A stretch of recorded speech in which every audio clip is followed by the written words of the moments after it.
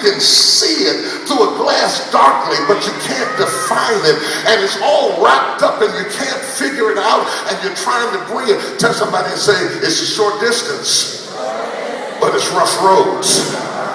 There's a short distance between what God has promised you and the fulfillment of that promise, but it's rough road. It's a rough road designed so that if you don't have faith, you can't get there.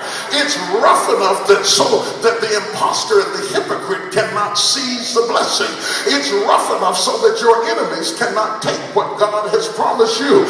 It's rough enough to stop you from being able to get there without prayer, consecration, and commitment. And when the first lady started talking about you don't want it bad enough, I almost leaped up out of my seat, because the things of God are being wasted because the people of God don't want it bad enough to do what it takes to get what God has for them. I'm talking to somebody tonight. In fact, be so bold, if you would, to look over at your neighbor and say, how bad do you want it?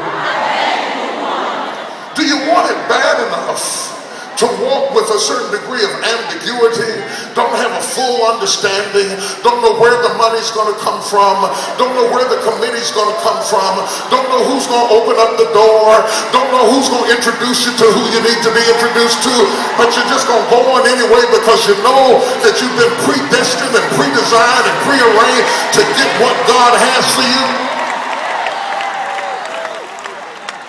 So they started the process. They put, oh my God, I feel the rumbling. I feel the stirring.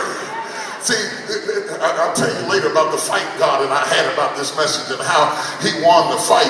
And I didn't really want to preach this message, because when you go to a women's meeting, you're supposed to preach about Ruth